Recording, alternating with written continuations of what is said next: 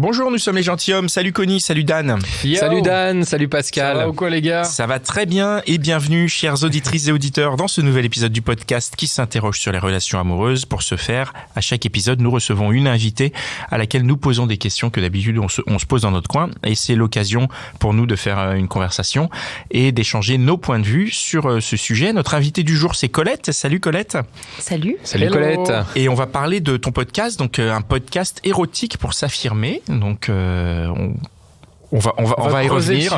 On va creuser le sujet. On va d'abord commencer par remercier les gens qui nous écoutent de le faire. Merci de nous écouter. Si vous voulez, vous pouvez nous partager dans votre appli de podcast. Il y a un petit bouton pour partager ce podcast. Donc faites-le maintenant. Il y a aussi une possibilité de laisser des étoiles pour dire à quel point c'est bien. Donc mettez-en 5. Mais bien sûr. Et éventuellement un petit commentaire si vous appréciez, si vous aimez les blagues de Dan ou si vous aimez le rire de Connie. N'hésitez pas à laisser un petit commentaire. Ou le bagou de Pascal. Absolument. Ou si vous aimez ou aussi la retenue de Mitch. Je pense qu'on peut le dire. N'hésitez pas, on est à votre écoute. Et si vous voulez nous soutenir un peu plus activement, vous pouvez nous soutenir avec un tip sur Tipeee. Exactement, ça c'est très important parce que voilà, on fait ce podcast depuis 5 ans et voilà, ça nous prend quand même pas mal de temps, pas mal d'énergie et on est hyper content de le faire. Il y a de plus en plus d'écoute, mais quand même voilà, on a besoin de vous, pour nous aider, pour faire des déplacements, pour payer différents trucs, différents intervenants payer dans le projet. Community management, les illustrations. Franchement, les amis, les auditrices, les auditeurs, franchement, si vous kiffez le podcast, n'hésitez pas, faites un petit tip.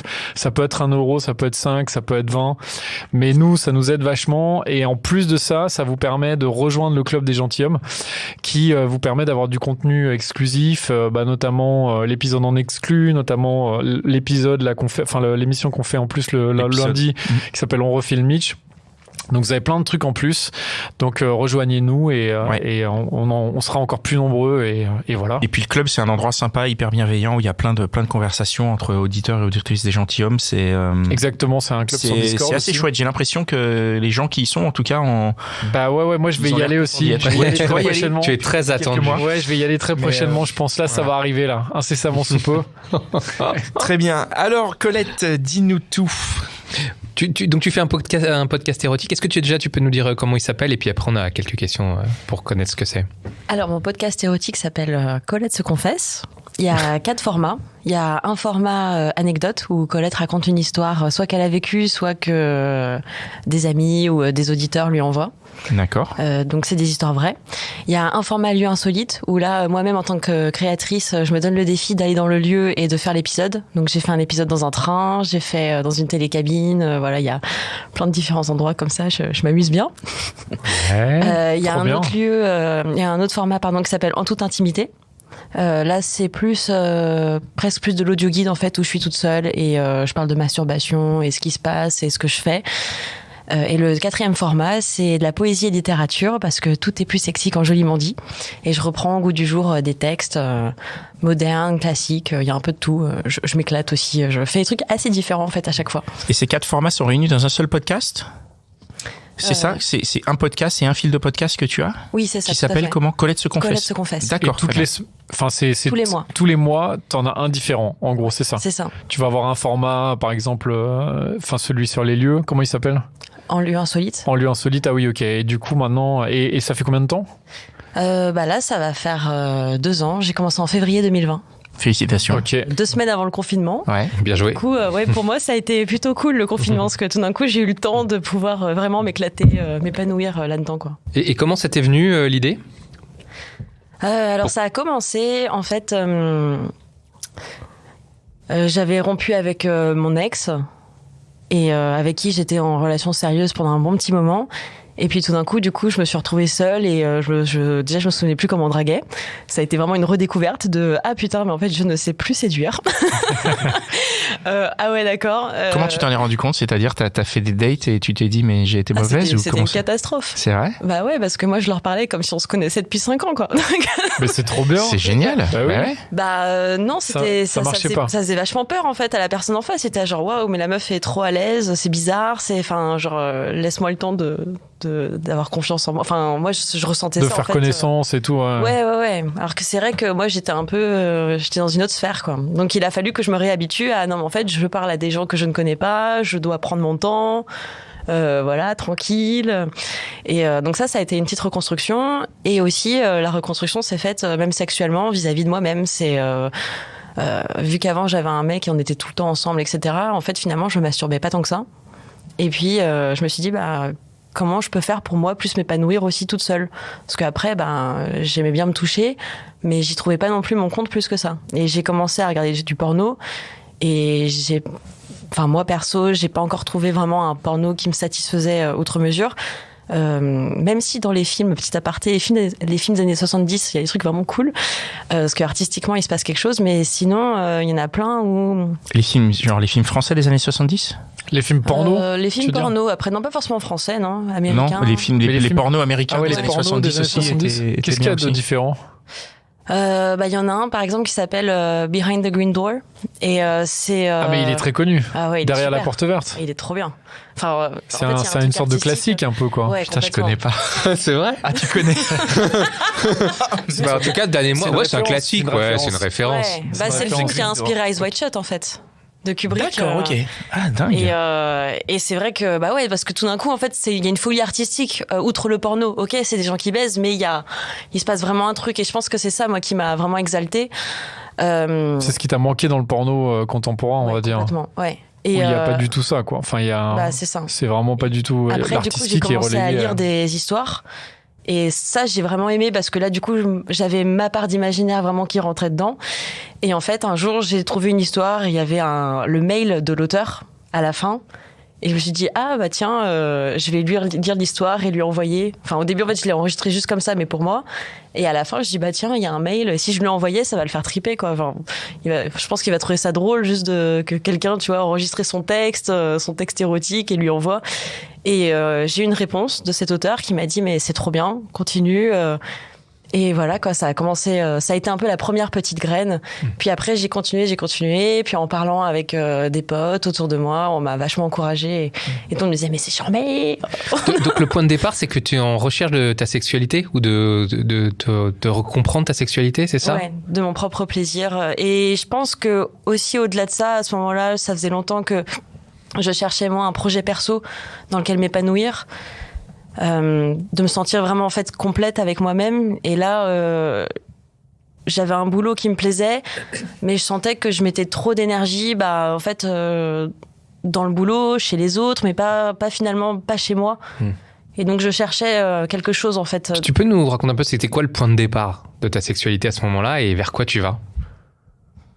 Alors, c'est-à-dire tu sors de cette relation longue. De toute évidence, tu as des choses à découvrir. Où est-ce que tu étais quand tu sors de ce couple? Est-ce que tu étais, je sais pas satisfaite et qu'est-ce que tu cherchais? T'étais comment? T'étais épanouie dans ta relation? Ah ouais, carrément. Ouais, non, ça c'était super. Et du coup, Mais tu te dis alors quand pourquoi même, j'aimerais bien découvrir ma sexualité toute seule quand même, parce que en fait, c'est un truc, tu te dis. En fait, je pense que au-delà de la sexualité, je suis quelqu'un qui est très généreuse. Je peux donner beaucoup, je peux faire beaucoup pour les autres, et juste en fait, j'avais besoin de faire des choses pour moi. Donc c'est venu au travers de la sexualité, c'est venu au travers d'un projet personnel qui est devenu le podcast. Ça a été plutôt ça le départ. Je pense que le point de départ, sorte de convergence de plusieurs trucs. J'ai passé plein de temps à faire plein de choses pour les autres. Mon ex, il avait un boulot très prenant et je l'encourageais vachement dans son truc à lui. Mais du coup, en fait, moi, je m'étais pas occupée de moi aussi pendant tout ce temps, quoi. Et du coup, là, j'étais en mode, c'est pour ça, en fait, même que j'ai rompu. Ça a été vraiment une raison. J'étais encore amoureuse, lui aussi, mais je lui disais, mais en fait, j'ai besoin de me construire moi. Et là, j'y arrive pas comme ça, et j'ai besoin de solitude. Donc, et à travers la solitude, il y a eu la recherche de sexualité seule aussi, quoi. Tu peux nous raconter ton premier podcast, celui où il y a le déclic, quoi, celui où c'est celui que t'envoies à l'auteur? Où il se passe un truc sexuel, je veux dire lié à ta sexualité. Parce que celui moi, ça m'a excité, tu veux dire? Ouais, voilà, où il se passe quelque chose. Alors c'est de l'excitation, d'être très bien, ok. Ouais, donc en fait la première sensation que t'as quand tu te lances dans cette voie que tu commences, c'est de l'excitation. Donc t'es plutôt à la recherche d'excitation au départ. Complètement. Je le fais parce que ça me fait plaisir, parce que j'adore. Je suis en train de personnifier des mots qui ne m'appartiennent pas pour la plupart. Il y a des textes que j'écris, mais pas que. Donc je découvre. En fait, ce que j'adore, c'est que chaque épisode, je découvre un nouveau pan de la sexualité moi-même. Et je pense que c'est ça vient en fait à la base d'un désir d'assouvir ma curiosité. Moi, si tu m'écoutes, j'ai envie de tout faire. Moi, tu me proposes demain, on va faire une orgie dans un manoir au Massachusetts, pardon. J'y vais. Non, mais tu vois, ça vient d'un truc. T'es dans une période d'exploration alors? Une période, une personnalité. En fait, tu explores à travers ton podcast. T'as envie d'explorer, quoi. Ouais, complètement. Ouais, mais mon podcast, il m'aide justement à aller encore plus loin dans cette curiosité de tiens, telle personne, elle pense comme ça ou elle aime cette genre de sexualité, donc je vais aller la personnifier pour comprendre qu'est-ce qu'elle aime, qu'est-ce qu'elle désire, et peut-être que même ça va m'inspirer ou ça va me donner envie dans la vie perso derrière d'aller draguer de telle manière ou d'aller dans tel endroit. Et du coup, est-ce que ça l'a fait? Est-ce que ça a influé sur ta manière de draguer, sur ta manière d'avoir des relations dans ta vie perso? Alors, et éventuellement des endroits, t'as peut-être été dans un manoir au Massachusetts ou dans un autre manoir. On y va? On y va tous ensemble. Ça tombe bien, j'ai 4 places. C'est parti. Allez, let's go. Alors pas systématiquement, mais oui. Par exemple, il y a eu cette fois où j'étais en train de préparer un épisode sur Lilith. Lilith, en fait, c'est une déesse mythologique qui a existé avant Ève. Et on disait qu'en fait, à la base, Adam a été créé par Dieu et Ève et Lilith aussi. Et ils sont à parts égales. Et en fait, Adam a voulu soumettre Lilith. Lilith, elle a été bannie des cieux. Elle est devenue ensuite l'amante de Satan. Et après, au temps médiéval, etc., on disait que lorsque les femmes faisaient des fausses couches, lorsque les hommes bordaient la nuit, etc., c'était la faute de Lilith. Donc c'est une déesse qui est devenue une démone par le regard de tous. Et ensuite, du coup, est arrivée Ève, qui vient de la côte d'Adam, etc. Donc moi, j'étais en pleine préparation de cet épisode-là. Et du coup, j'étais vraiment dans un truc de domination, ok, quoi, le prochain mec, je vais lui montrer comment ça se passe. Et c'était assez marrant d'ailleurs comme expérience, parce que donc j'ai rencontré un mec que je connaissais pas beaucoup, ça faisait pas longtemps qu'on flirtait. Et on est arrivé chez lui, et puis clairement, j'ai mené le jeu. Et il a trop kiffé. Jusqu'à ce qu'il y a un moment donné, il se rendait compte qu'en fait, il menait rien du tout, et ça l'a déstabilisé, quoi. Et il a fallu qu'il trouve un truc pour que je m'arrête, et que après, je me suis retrouvée dans cette position de ok, donc je rejoue la fille un peu docile, je m'allonge sur le lit, je l'écoute, ok. Et là, je me suis dit, waouh, c'est ouf quand même, genre, je propose un truc totalement différent, le mec, il kiffe trop, mais il kiffe tellement qu'il sait plus ce qui se passe, et il m'a stoppé dans l'élan, et en fait, maintenant, on se fait chier. Et pourquoi? Enfin, c'est trop dommage, quoi. Et je me suis rendu compte, depuis que j'ai commencé mon podcast, de la vulnérabilité des hommes, en fait. Et c'est un sujet qu'on aborde très peu, finalement. Et on est tellement dans un monde où... moi, clairement, oui, je suis plutôt du côté des féministes. N'empêche qu'on a tendance à tellement, en fait, mettre le doigt sur le féminisme que du coup, on continue à ne pas vouloir entendre les hommes se plaindre de leur vulnérabilité, de leur faiblesse. Et je trouve que parfois, ça peut tendre justement à encore plus séparer les genres et à ne pas accepter. Enfin, en fait, finalement, on écoute encore très peu les hommes dire bah oui, la masculinité pour moi c'est un souci, la virilité c'est quoi pour moi. Et ouais, cette nuit-là, franchement, j'ai été confrontée à ça et ça m'a fait un petit choc, quoi.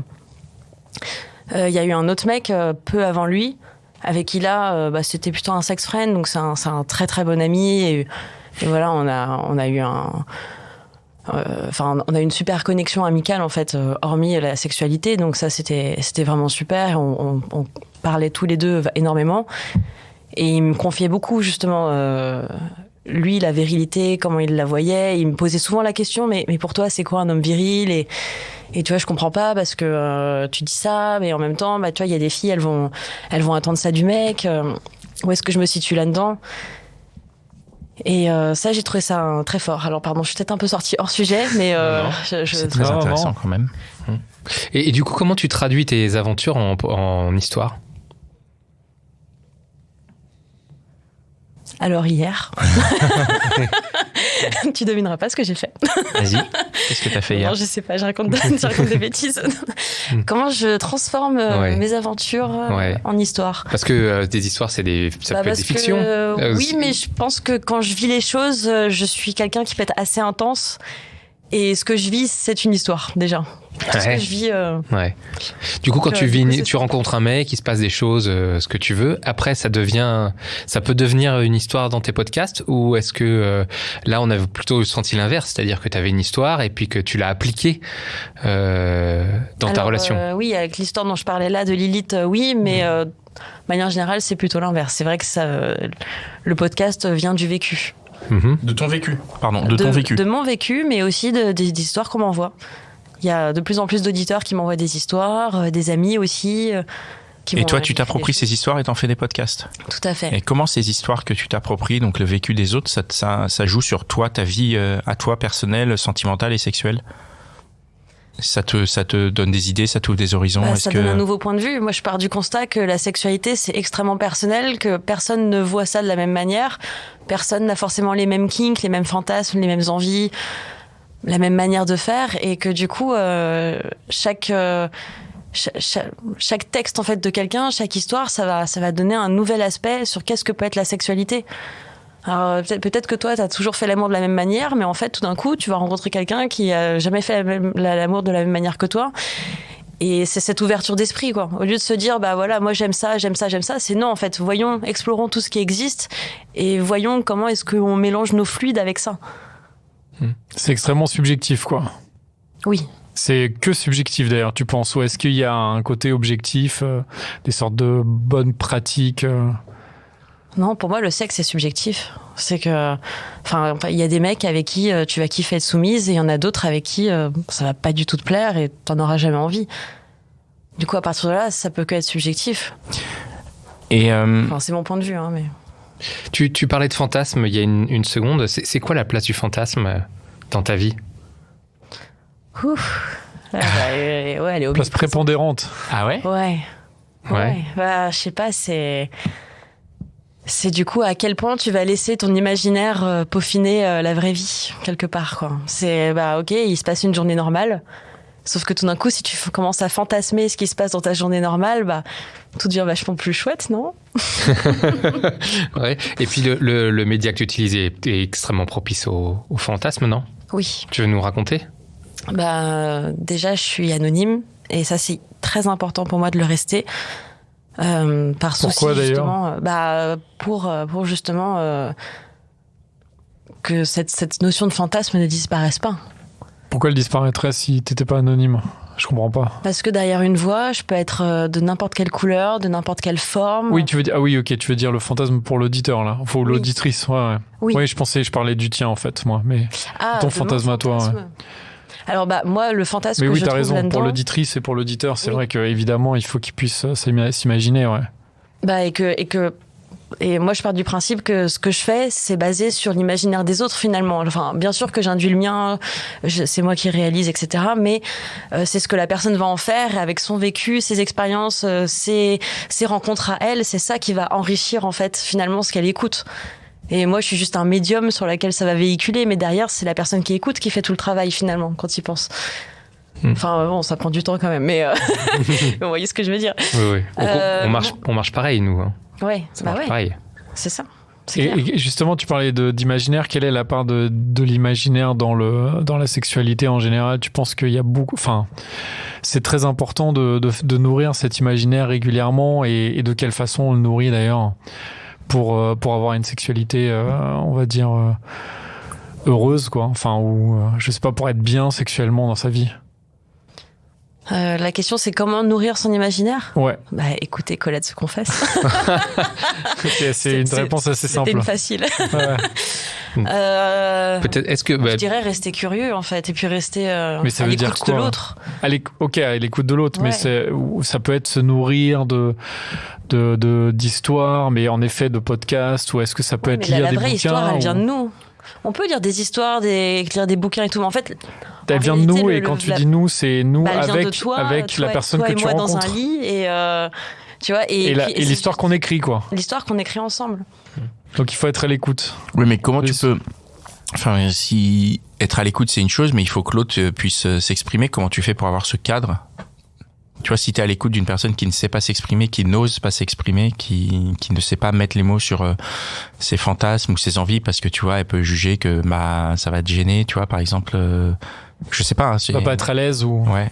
Mais avec l'expression de ça. Y a-t-il besoin forcément de dire les choses pour se faire comprendre? Parfois.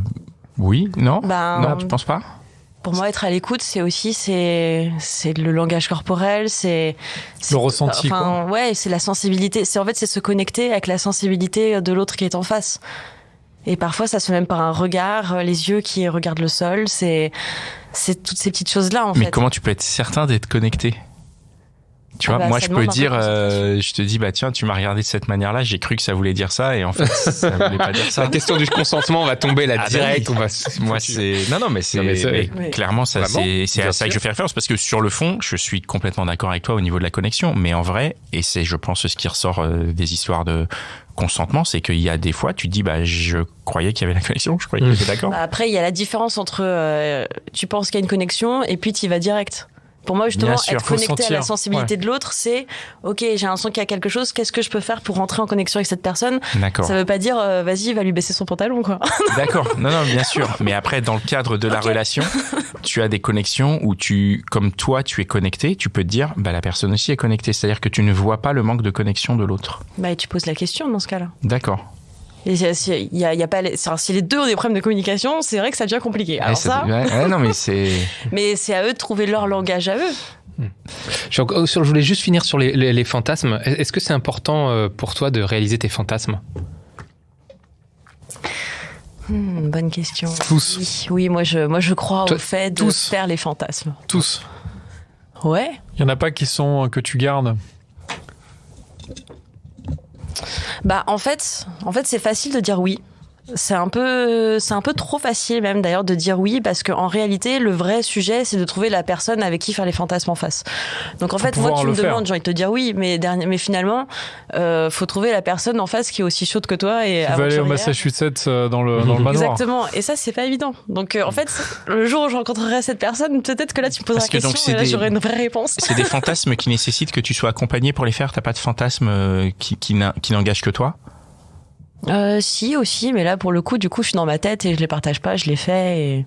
Mais tu les fais. Il y a une partie de tes fantasmes que tu fais en histoire, mais tu transposes dans ta vraie vie. Tu réalises tes fantasmes. T'as ce chemin-là où il y a même beaucoup d'histoires que j'ai pas. Il y a beaucoup de trucs que j'ai fait que j'ai pas mis en podcast encore non plus d'ailleurs. D'accord, ok.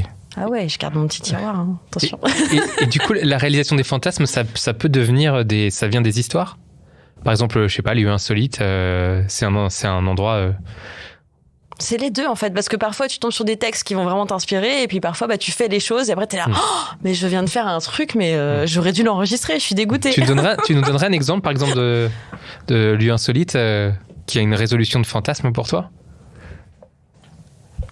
La télécabine, ouais. C'était quoi la télécabine? Tu nous racontes un peu? C'est un haut lieu du fantasme, ça, la dans tous les sens du terme. Ouais. Après, enfin, moi, j'adore la montagne, en fait. Donc déjà, le fait qu'il fasse froid et que toi, t'as la peau chaude, je sais pas, il y a quelque chose comme ça qui m'anime énormément. La télécabine, du coup, t'es en hauteur, faut pas être vu, et en même temps, du coup, tu vois les gens qui skient en dessous, mais eux te voient pas, enfin, sauf s'ils montent la tête, enfin, tu vois, t'as un truc comme ça. Et t'as un temps en plus limité, parce que tu sais que ça va durer 15 minutes, un truc comme ça, donc il faut y aller, quoi. Exactement. Et t'as une fenêtre, machin, bam. Tu faisais quoi dans cette télécabine, du coup? Tu racontais une histoire ou tu... Alors là, je peux pas tout raconter parce que c'est mes petits secrets de magicienne. Tu ne peux pas tout raconter, donc très bien. Mais il y a un épisode en tout cas. Il y a un épisode. Sur la télécabine. Oui, qui s'appelle Orgasme en suspens. Ah ouais. D'accord, ok. Oui, ça fait titre érotique, c'est rigolo. C'est ambiance années 70 en fait. Hein. Ça donne envie, en tout cas. Il n'y a pas de musique années 70 dedans, je te promets. C'est dommage. Tu connais un peu d'ailleurs les gens qui t'écoutent? Enfin, tu sais quel type d'auditeur, d'auditrice t'as? Alors, il y a autant de nanas que de mecs. Ouais. Ce qui me fait vraiment plaisir parce que c'est ce que je visais. J'avais vraiment envie que ce soit quelque chose qui soit dans la parité. Et donc ça, c'est cool. Après, dans la tranche d'âge, c'est 25-35. plutôt. Et tu sais si c'est des gens justement, ils t'écrivent, ils te disent tiens, moi justement j'ai adoré l'épisode sur la télécabine, ça m'a donné des idées. Enfin, je veux dire, est-ce que ça provoque ce genre de choses? Oui. Ouais, donc ça c'est un peu le but, non? Notamment du coup le truc de la télécabine, je sais qu'il y a un couple, ils l'ont fait. Donc ça c'est chouette. Ah ouais, c'est cool. Ouais, du coup ça veut dire que ça renourrit après, c'est ça qui est bien, c'est une sorte de cercle vertueux quoi. Toi-même t'es nourri par des histoires, tu racontes une histoire et ça nourrit d'autres fantasmes. Bah en fait il y a alors ça je m'y attendais pas, mais en fait il y a beaucoup de couples qui écoutent mon podcast et qui écoutent ensemble et c'est un peu leur rendez-vous mensuel.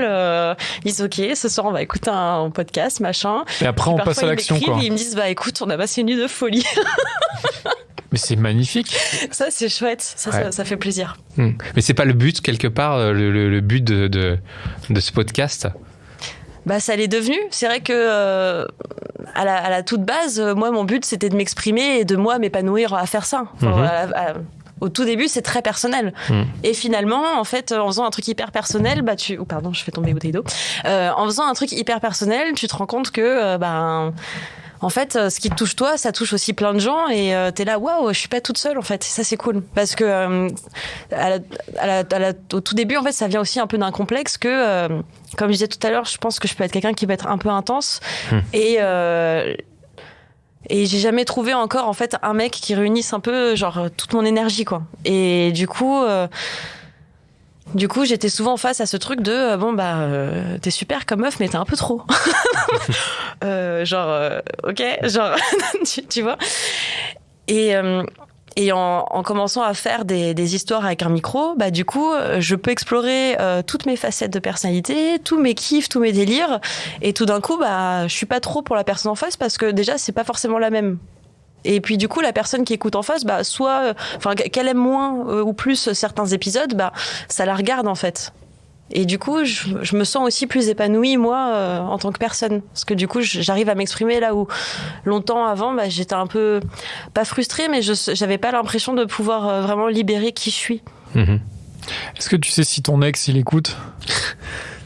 Alors il y a un épisode qui est très fortement inspiré de lui, donc ça il le sait, il l'a lu. Il l'a écouté en partie, pas tout, pas la fin, quand ça devient chaud, quoi. Mais il me soutient beaucoup. Mais d'ailleurs, c'est cool. Ouais. Justement, tu disais que tu t'étais un peu séparé de lui parce que tu voulais te retrouver et tout, et maintenant que tu t'es retrouvé, tu envisages pas de te remettre avec lui? Tu te dis pas, bah c'était une bonne histoire, comme apparemment sexuellement ça marchait et tout, tu t'es pas dit... Ah non, c'était une super histoire, mais... Pour toi, c'est fini, quoi. Oui, bah pour lui aussi, je pense que notre histoire, elle avait touché à une fin et... D'accord. Et on a beaucoup évolué ensemble, on s'est apporté plein de choses, ça reste... on est très important dans la vie de l'un de l'autre, mais... Est-ce que tu peux nous raconter une histoire que tu as reçue d'autres personnes et qui t'a vraiment surprise et nous raconter pourquoi ça t'a surpris? Ah, c'est une bonne question, ça.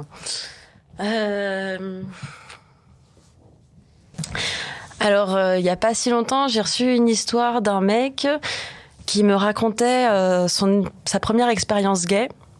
Et en fait, il s'y attendait pas du tout, parce que c'est le mec qui est hyper baraque, il est barman, il fait beaucoup de métiers de la nuit, c'est un homme qui plaît aux femmes, vraiment. Et du coup, dans son histoire, il me raconte, j'étais à Châtelet, et en fait, il y a un mec qui arrive. Il commence à me demander où est tel bar, et après on commence à tchatcher. Il est pilote de ligne.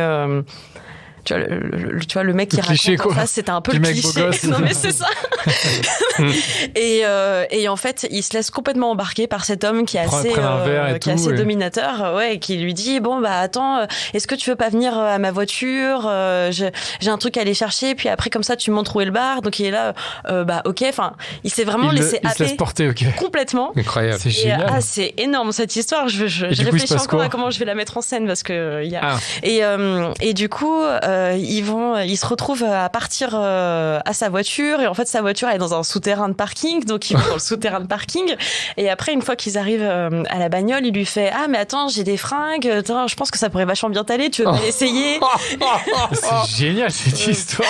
Et du coup il lui fait bon t'es sûr et tout au début, donc là il commence à dire un peu non, il se désable, et donc après il dit ok vas-y j'essaye, et puis du coup il commence à essayer le boxeur, et l'autre il se rapproche de lui en mode ça te va trop bien, et là hop ça part. Là après il me raconte que clairement le pilote de ligne, il se baisse, il se met à genoux sur lui, il le suce, et il me dit mais franchement c'est la meilleure pipe de ma vie.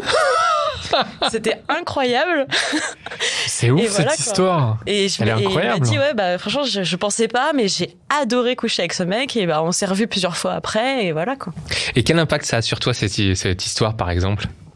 Je suis trop heureuse. Je me dis, c'est trop cool. Il y a des gens qui sont ouverts d'esprit, pour moi, ça induit encore plus cette liberté sexuelle et il n'y a pas de jugement. Et je trouve ça, je suis doublement complimentée, en fait, le fait qu'il m'en parle, parce que je me dis, ok, t'as compris que chez moi, c'est un safe space, qu'il n'y a pas de jugement et que, en fait, la sexualité est quelque chose d'extrêmement subjectif, de mon point de vue, et extrêmement libre et juste, faites ce que vous voulez. Là, le fait qu'il m'en parle et que tac, c'est génial. Et t'attends de ces histoires qu'elles t'excitent aussi ? Ou c'est juste pour le partage ? Je pense qu'elle me stimule cérébralement, ça c'est sûr. Parce que en fait, ça c'est quelque chose qui m'excite, moi, d'être stimulée dans mon cerveau. Donc là-dessus, oui. Après, que moi j'aille me toucher dessus, pas forcément. Il y a peut-être des histoires oui, d'autres histoires non. Après, c'est vrai que ça va vachement influencer la manière dont je vais réaliser l'histoire, de la manière dont elle m'a excitée, en fait. Moi, une question que je vais me poser, c'est ok, qu'est-ce qui m'a stimulée dans telle ou telle histoire ? Est-ce que c'est justement, là en l'occurrence, c'est le truc un peu what the fuck qui arrive de nulle part. Ça, je trouve ça incroyable et il y a un vrai truc à travailler. Presque comique en fait, quoi. Mais ouais, complètement. Dans l'histoire que tu racontes là. Ouais. Mais est-ce que alors ça t'inspire ? Est-ce que ça t'inspire déjà donc sexuellement ? Mais ça t'as déjà répondu à titre individuel juste pour toi. Mais est-ce que ça t'inspire aussi, tu sais, pour te dire j'aimerais qu'une histoire comme ça de ouf, comme l'histoire un peu du pilote de ligne là qui arrive à ce mec-là, une histoire comme ça t'arrive, que d'un coup complètement par hasard tu rencontres un mec ou une meuf ou plusieurs personnes, tu te retrouves embarqué un peu dans une histoire un peu ubuesque et que là ça finisse tu vois, dans une relation sexuelle un peu délirante, mais à la fois cool dans des bonnes conditions évidemment.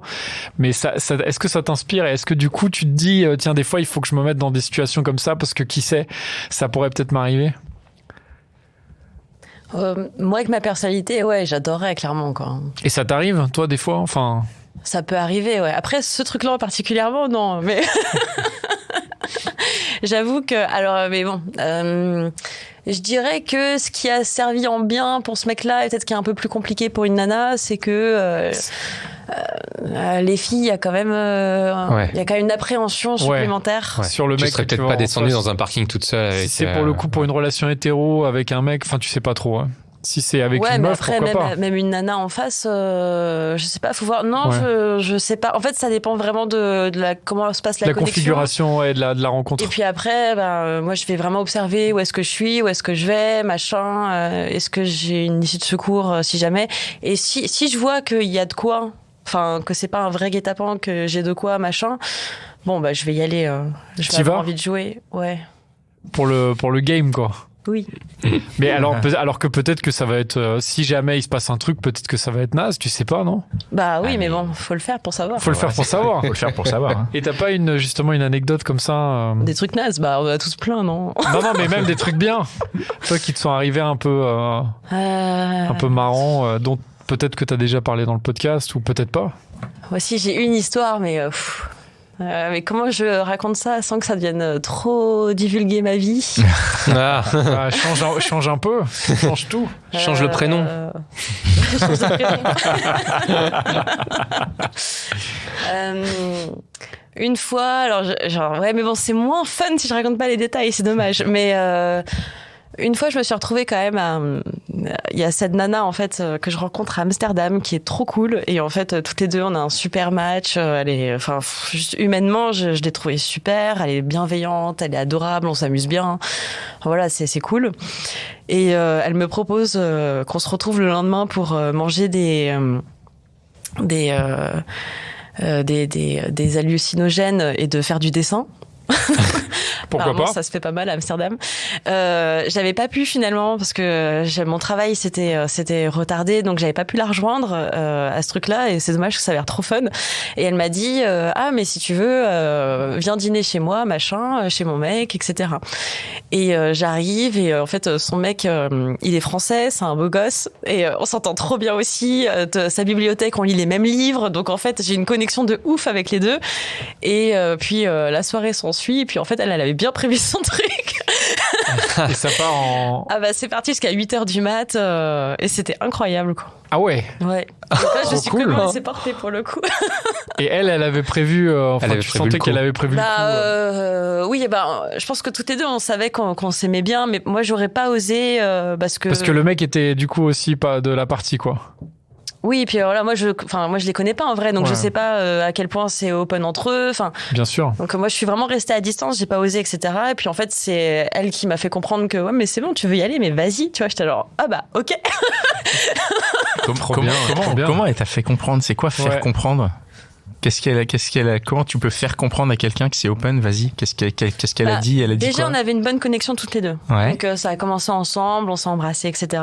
D'accord, et là, lui, ok. il était parti un petit peu, il nous a laissé un peu tranquille. D'accord. Non, mais ok, vous vous êtes embrassés, donc du coup. Ok, d'accord. Les vous êtes pécho. Au fur et à mesure de la soirée, c'est bon, un signal fort déjà. Dîner, vin, voilà. D'accord, ok. Après, il est revenu. Un petit moment, il nous a laissé un petit peu tranquille quand on était dans la cuisine. Et plus tard, il est revenu. On a commencé à passer une bonne soirée. Mais là, c'était pas encore parti. C'était tranquille. Juste on rigolait, etc. Et je crois que tout simplement, elle m'a dit à un moment donné, est-ce que tu veux embrasser mon mec? D'accord, ok. Oui, donc elle te fait bien comprendre. Ah oui, elle me l'a bien fait. C'était très clair. Très bien. Parce que je pense qu'elle a vu que moi j'osais pas par respect. D'accord. Parce que tu gardais ta distance, quoi. Bien sûr, je fais vraiment attention à ça. Et puis pour moi, c'est très important qu'entre meufs, bien sûr, qu'il y ait une vraie connexion entre filles en fait. Parfois, je trouve que c'est ce qui est un peu dommage d'ailleurs dans certains plans à 3 où les gens ils pensent que si c'est deux meufs, un mec, c'est les deux meufs sur le mec. Et moi, je comprends pas trop. Enfin, perso, c'est pas mon délire. Pour moi, c'est un vrai trio ou rien. D'accord. Et du coup, ça s'est fait vraiment avec elle. J'aurais pas eu cette connexion-là avec la fille. Je pense que déjà, on l'aurait pas fait probablement. Il serait rien passé. Ça n'aurait pas été fun. Alors que là, du coup, il y a une confiance entre eux. Elle a confiance en moi. Enfin, moi, j'ai confiance en les deux. Donc, du coup, on s'est vraiment amusés, quoi. Et j'étais vraiment leur petite valeur ajoutée de la nuit. Et c'était bien fun. Très bien. Voilà. Jusqu'à 8h du matin. Bravo, franchement, Merci. pour ce que tu fais. Parce que c'est vrai qu'on a tendance à se dire que, justement, tu sais si t'as des auditeurs qui sont des ados ou des jeunes, parce qu'on a tendance à se dire que des fois, pour l'éducation sexuelle, il manque de contenu. Et peut-être que ça peut être jeunes, une porte... mais c'est vrai que c'est pas ceux qui écoutent le plus. C'est vraiment à partir de 25 ans que j'ai un pic d'auditeurs. Mais après, ce que j'ai l'impression que le podcast, de manière générale, c'est un truc qui est écouté plus par des... Ouais, c'est la tranche d'âge du podcast. Donc peut-être que ça viendra. Parfois, il y en a qui viennent me poser des questions sur Instagram. Et là, moi, je peux donner mon point de vue. Après, je suis pas non plus sexologue. Enfin, je sais pas à quel point j'ai la légitimité de répondre non plus parce que je suis juste une nana qui s'éclate au fond. Voilà. C'est le plus important. Mais c'est quand même t'ouvres des portes, quoi. Ouais. Tant mieux, c'est cool. Bon. Merci beaucoup, Colette. Merci à vous. Merci à vous, très chers auditeurs et auditrices, d'être toujours à notre écoute. Vous pouvez nous retrouver sur notre site lesgentilhommes.fr. Vous pouvez nous retrouver sur Instagram, nous soutenir sur Tipeee et vous pouvez aller écouter notre autre podcast, Réponse de mec. Merci Mitch, merci Cynthia, merci, j'ai oublié de remercier Restless, merci Restless, merci Ben et merci Pierre. Et on se retrouve dans un autre épisode. Ciao. Ciao.